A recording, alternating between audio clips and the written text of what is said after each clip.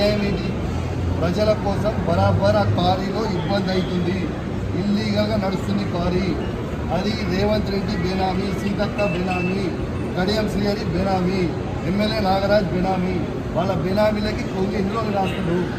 ఇదేం పద్ధతి అసలు? ఇదేం నాకు నోటీస్ ఇవ్వకుండా మీరు ఎట్లా అరెస్ట్ చేస్తారు? రేవంత్ రెడ్డి చెప్తే మీరు అరెస్ట్ చేస్తారు? రేవంత్ రెడ్డి చెప్తే మీరు అరెస్ట్ చేస్తారా? రేవంత్ రెడ్డి ఇదే కాదు కదా, రేవంత్ రెడ్డి మీ జీతం మీద రేవంత్ రెడ్డి ఇస్తలేదు కదా. ఇదేం పద్ధతి? ఇది పద్ధతి కాదు కదా. ఇదేం పద్ధతి? ఇది పద్ధతి కాదు కదా.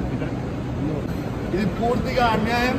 రేవంత్ రెడ్డి గారు పెట్టుకున్న అక్రమ కేసు ఇది. కమలాపూర్ మండలంలో గుండేడ్ గ్రామంలో ఇల్లీగల్ మైన్ నడుస్తూ ఉంది. దీనికి ఆయన రేవంత్ రెడ్డి ఆధ్వర్యంలో సీతక్క, తర్వాత కడియం శ్రీహరి, ఎమ్మెల్యే నాగరాజ్ గారి బెనామీ. ఖచ్చితంగా నిలదీస్తాం, ఖచ్చితంగా అడుగుతూనే ఉంటాం, ఊరుకునే ప్రసక్తే లేదు. మీరు చేస్తున్న అన్యాయం.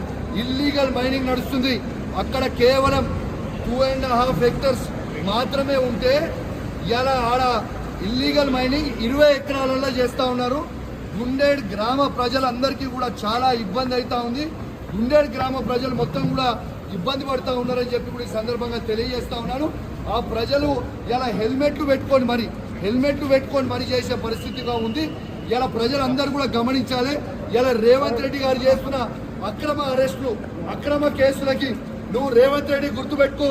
నువ్వు ఎన్ని కేసులు పెట్టినా, ఎన్ని బెదిరించినా భయపడేది లేదు.